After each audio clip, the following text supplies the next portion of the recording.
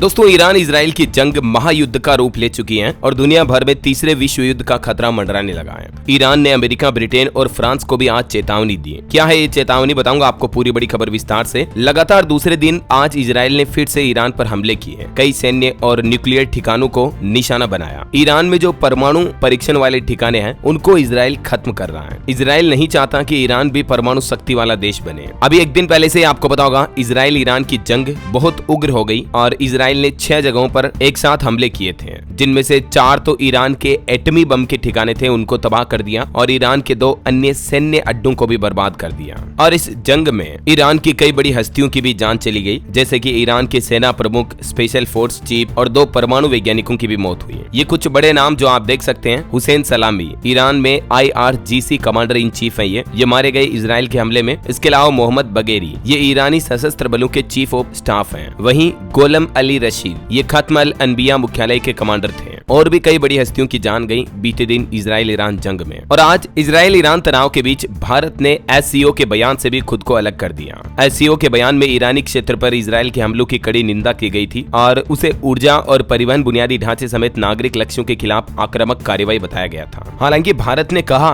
कि Iran Israel तनाव कम करें। MEA यानी मिनिस्ट्री ऑफ एक्सटर्नल अफेयर्स यानी भारत के विदेश मंत्रालय ने अपील की है। इस पूरे युद्ध और जंगी हालातों पर चिंताएं व्यक्त की और तनाव कम करने पर जोर दिया। ईरान इजराइल की जंग पर भारत ने चिंता जताते हुए दोनों देशों से अपील की और कहा कि शांति बनाए रखें, बातचीत से मसला हल करने की कोशिश करें। वही खबर है दोस्तों, ईरान और इजराइल युद्ध में 61 राजस्थानी जॉर्जिया भी फंसे हुए हैं। जैसलमेर के चार्टर्ड अकाउंटेंट भाविक भाटिया भी वहाँ शामिल हैं। मतलब कई सारे ऐसे जो भारतीय नागरिक हैं वो ईरान इजराइल कुछ काम करते हैं, कुछ जॉब करते हैं। भारतीय मूल के नागरिक जो वहाँ हैं, वहाँ रहते हैं, कुछ वापस भारत लौटना चाहते हैं। तो उन्होंने और उनके परिजनों ने भी भारत सरकार और प्रधानमंत्री नरेंद्र मोदी से भी उन्हें जल्द से जल्द वापस अपने देश लाने की गुहार लगाई है। 13 जून के बाद से ही ईरान इजराइल के बीच तनाव लगातार बढ़ता जा रहा, तो फंसे लोगों को जल्द से जल्द वापस लाने की मांग की जा रही है। इस बीच भारतीय दूतावास ने यानी हमारी इंडियन एम्बेसी ने भी हेल्पलाइन नंबर जारी किए हैं और भारत के विदेश मंत्रालय ने भी कहा कि इजराइल ईरान तनाव पर हम हालातों पर नजर रखे हुए हैं, भारतीय नागरिक जो है सतर्क रहे। इजरायली सेना ने ईरान के कई परमाणु ठिकानों पर हमले किए। इसके जवाब में ईरान ने भी ड्रोन दागे हैं। तो दोनों देशों के बीच बढ़ते तनाव पर यह विदेश मंत्रालय ने चिंता जताई है। और कुछ मीडिया में रिपोर्ट्स तो खबरें ये भी आ रही है दोस्तों की युद्ध के बीच इजराइल के प्रधानमंत्री बेंजामिन नेतन्याहू ने अपना देश छोड़ दिया।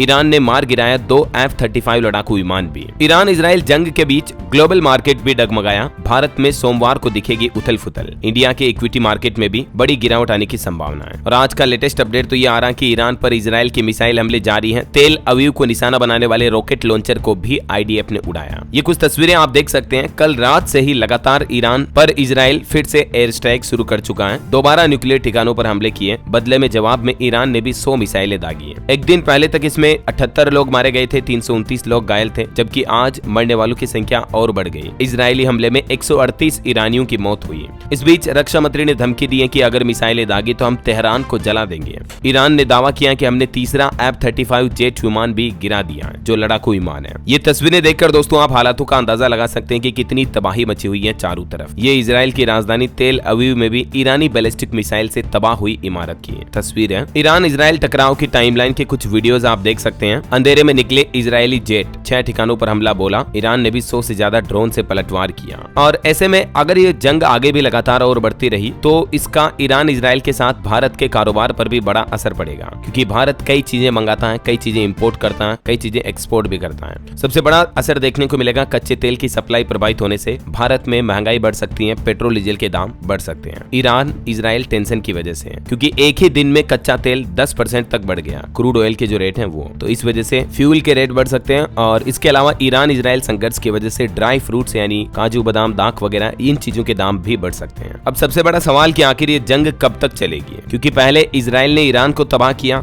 जवाब में कल से ईरान ने भी इजराइल पर हमला शुरू कर दिया। माना जा रहा है दोस्तों कि ये संघर्ष ज्यादा लंबा चल सकता है, क्योंकि इजराइल ने ऊपर से धमकी भी दी है कि अगर ईरान ने जवाबी कार्रवाई बंद नहीं की तो वह तेहरान को बर्बाद कर देगा। तो साफ साफ है कि ये लड़ाई लंबी चल सकती है। और इस बीच दुनिया भर के कई एक्सपर्ट भी ये चिंता जता रहे हैं कि दुनिया में तीसरे विश्व युद्ध का खतरा बढ़ता जा रहा है, क्योंकि आज तो ईरान ने अमेरिका, ब्रिटेन और फ्रांस को भी चेतावनी दे दी। ईरान ने साफ साफ कह दिया है कि इजराइल के खिलाफ कार्रवाई को रोकने की कोशिश न करें, नहीं तो उसके अंजाम ठीक नहीं होंगे। ईरान को रोका तो निशाने पर होंगे सैन्य ठिकाने और जहाज। अमेरिकी राष्ट्रपति डोनाल्ड ट्रंप ने भी कहा कि ईरान के पास परमाणु समझौता रद्द करने का दूसरा अवसर है। कहीं न कहीं ट्रंप ये नहीं चाहते हैं कि ईरान परमाणु शक्तिशाली देश बने और यही वजह है कि डोनाल्ड ट्रंप की बातचीतों के बाद ये जंग फिर से उग्र हुई। ऐसे में दोस्तों दुनिया भर के देशों को शांति बनाए रखनी चाहिए और अंतर्राष्ट्रीय संगठनों को इन हालातों में आगे आना चाहिए। राइट, आपकी क्या राय है इन युद्ध और जंगी हालातों पर? आपकी राय विचार कमेंट करके बताइएगा जरूर, क्योंकि जब भी कहीं पर भी किसी भी देश के बीच जंग होती है तो उसका नतीजा एटलीस्ट यही होता है, दोनों तरफ तबाही, मौत का मंजर और आम लोगों की जिंदगियां नर्क बन जाती हैं। एक भी अच्छा या गुड परिणाम किसी भी युद्ध का या किसी भी जंग का नहीं मिलता है। आप क्या कहना चाहेंगे इस पर? आपकी राय विचार कमेंट करके बताइएगा जरूर। बाकी इस वीडियो को लाइक और शेयर करना, DLS न्यूज चैनल को सब्सक्राइब करके बेल आइकन जरूर दबा देना रोजाना ऐसे इन्फॉर्मेटिव जानकारियां, महत्वपूर्ण समाचार देखते रहने के लिए। ओके, ख्याल रखिएगा अपने आप का, अपने परिवार का। मिलेंगे अगले नेक्स्ट अपडेट में, तब तक के लिए जय हिंद, जय भारत, वंदे मातरम।